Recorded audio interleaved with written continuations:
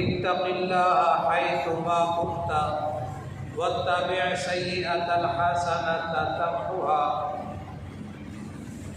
او کما قال صلی اللہ علیہ وسلم۔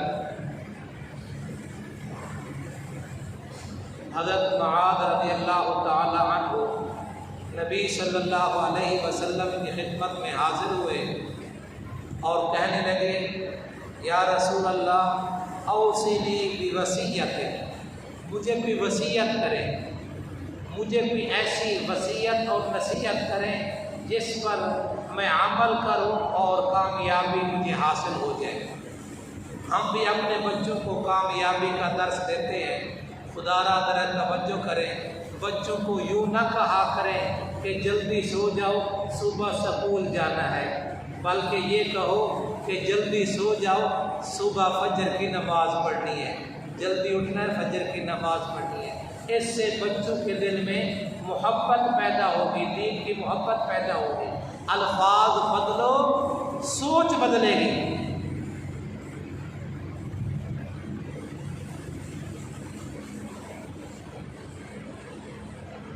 ہم اپنے بچوں کی زندگی کی سہولیات کی فکر کرتے ہیں، زندگی کی سہولیات سے زیادہ بچوں کی تربیت کی فکر کرو۔ پرندے اپنے بچوں کو پرواز سکھاتے ہیں، گھونسلہ بنانا نہیں سکھاتے۔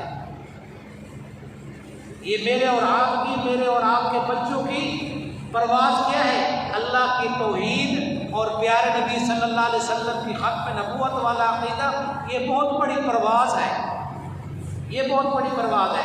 تو وہ صحابی کہتے ہیں اوصینی بوصیت، اے اللہ کے نبی مجھے بھی وصیت کرے۔ آپ صلی اللہ علیہ وسلم نے فرمایا اتق اللہ حیثما کنت، اللہ تعالیٰ سے ڈر تو جہاں کہیں بھی ہے۔ یہ خوف خدا بہت بڑی دولت ہے۔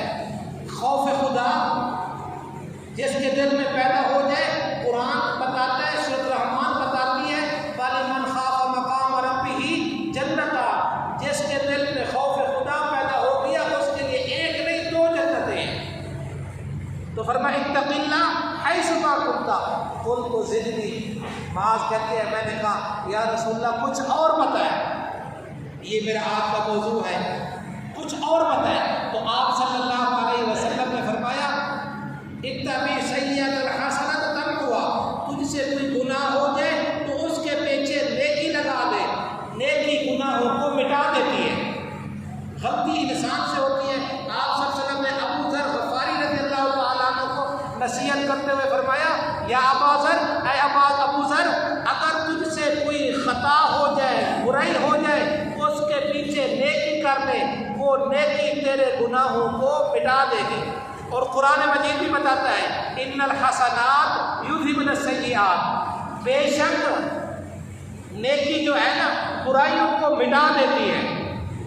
اور سورۃ عنکبوت میں فرمایا والذین آمنوا وعملوا الصالحات لنکفرن عنہم سیئاتہم ولنجزینہم احسن الذی کانوا یعملون۔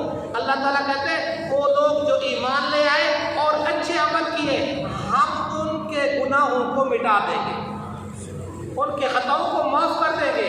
لیکن یہاں یہ یاد رکھنا یہ جو گناہ مٹ رہی ہے یہ صغیرہ ہے، کبیرہ گناہوں سے بچنے والے کے لیے صغیرہ گناہ مٹیں گے۔ تو فرمایا لنکفرن عنہم سیئاتہم، ہم ان کے گناہوں کو مٹائیں گے۔ اگلا جملہ سنیے، اللہ کی رحمت میں قربان جائیے، فرمایا وَلَنَجْزِيَنَّهُمْ أَحْسَنَ، ہم ان کو بہتر بدلہ عطا کریں گے، ہم ضرور ان کو بہتر بدلہ عطا کریں گے۔ بہتر بدلہ کیا ہے؟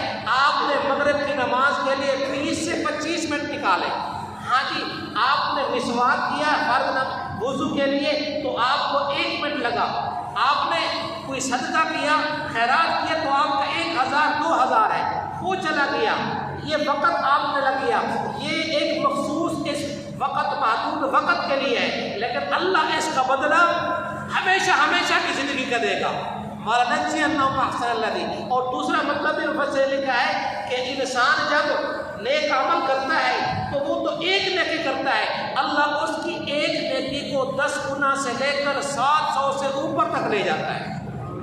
ہم اس کو اس کا بدلہ اس انداز سے دیں گے ما کانوا یعملون، جو انسان بھی عمل کر رہا ہے، جو میں اور آپ عمل کر رہے ہیں، جو ساری انسانیت عمل کر رہی ہے، اللہ تبارک و تعالیٰ کہتے ہیں ہم اس کو جانتے ہیں۔ تو فرمایا واتبع السیئۃ الحسنۃ تمحوها، گناہوں کے بعد نیکی کر دو، یہ تیری گناہوں کو مٹا دے گی۔ اور اگلا جملہ، تیسرا جملہ، اس نے کہا زدنی یا رسول اللہ، اور مجھے زیادہ بتائیں۔ تو آپ صلی اللہ علیہ وسلم نے فرمایا خالق الناس بخلق حسن، انشاءاللہ زندگی رہی تو اگلا درس خالق الناس بخلق حسن۔ اللہ تعالیٰ آپ کو صحت عطا فرمائے، اللہ تعالیٰ آپ کے بیماروں کو بھی